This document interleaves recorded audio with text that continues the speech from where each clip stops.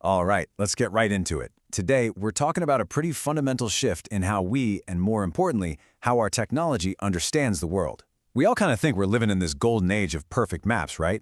But the future, well, it isn't really about maps at all. It's about what comes after. I know, that sounds like a pretty wild question. I mean, you trust your phone to get you from A to B every single day, but that little blue dot that we all follow, it's really just the tip of the iceberg. The story is so much bigger than that, so let's really dig in. Okay, first up, our world on a map. For decades now, our lives have been completely guided by digital maps. You know the names, right? We've got our go-tos, Google Maps, Waze, maybe something more specialized like Mappy.cz if you're hiking, or OpenStreetMap for the community-driven approach. They are amazing, don't get me wrong, but they all share this one thing. They are all fundamentally visual maps for humans to look at. But that brings us to a really key idea. The map isn't the territory. And here's the twist. That map, the one that looks so clean and perfect on your screen, isn't the same thing as the messy, complicated real world. It's just a picture of it. You see, behind every one of those clean lines, there's a much more complex and, yeah, sometimes messy reality. For us, that's fine. We're smart, we can fill in the blanks. But for an AI, for a machine, that simplification is a huge problem. And this isn't just a philosophical point. Check out this quote from Finland's National Land Survey. They're talking about how some of their official building data is just wrong because of historical factors, which is a polite way of saying the data is old. We're talking about buildings being in the wrong spot, buildings that are missing entirely, or even ghost buildings that were torn down years ago but still exist on the map. Now you might be thinking, so what if a building is off by a few feet? Well, for you and me driving a car, it's no big deal. But for an automated, AI-driven future, these little errors are a total showstopper. Think about it. A delivery drone trying to land on a specific balcony. A self-driving car navigating a tight street. For them, that 1 meter error isn't just a cosmetic flaw. It's the difference between a successful delivery and a crash. It's a critical bottleneck. So what's the solution? How do we get past this? Well, this is where it gets really interesting. We're seeing the rise of what you could call AI cartographers. Basically, we teach machines to see the world for themselves. Take a look at this. On the left, that's the raw data from an AI that's just scanned a bunch of aerial photos. It's a bit messy, right? It's a first draft. But then on the right, you see the final product. That raw data gets cleaned up, cross-referenced with other information, and corrected. It's this amazing partnership between AI and existing data that creates something way, way more accurate. And the level of detail here is just wow. We're not just talking about drawing lines for roads anymore. This AI model from France's National Mapping Agency does something called semantic segmentation. Fancy term, but what it means is that it looks at every single pixel of an image and understands what it is. It's not just a green blob, it's a coniferous tree. It's not just a blue square, it's a swimming pool.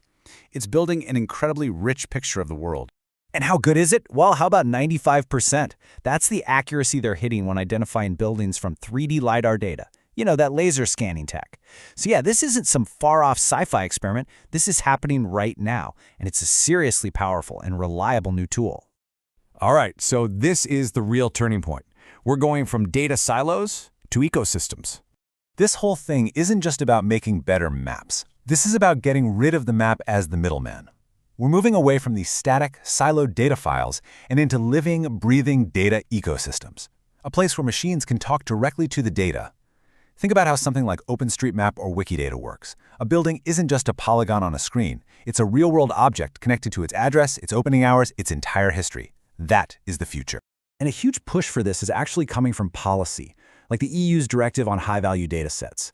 Basically, governments are finally realizing that this kind of public data, geospatial info, transport networks, all of it is essential infrastructure for modern economy. It has to be open, and it has to be accessible for machines. And so the whole data flow just completely changes. The old way? You download a map file, and it's out of date almost immediately. The new way? Public bodies collect all this data, make it available through APIs, and then AI agents can just plug right in. They can ask questions in real time, like, what's the exact height of this building right now? The data's alive. So what is life actually like in a post-map world? What can we do when our machines are talking to a live model of reality, instead of just looking at a flat picture? Well, for starters, it looks like this. Suddenly, we can do things like precisely model how water flows in a city to prevent floods. We can design healthier towns by truly understanding our green spaces. We can protect wildlife by identifying and preserving crucial ecological corridors. It's all about making smarter, more sustainable decisions because we finally have the right data. And of course, the future isn't flat. It's three-dimensional. Technologies like LiDAR create these incredibly detailed 3D point clouds of our environment.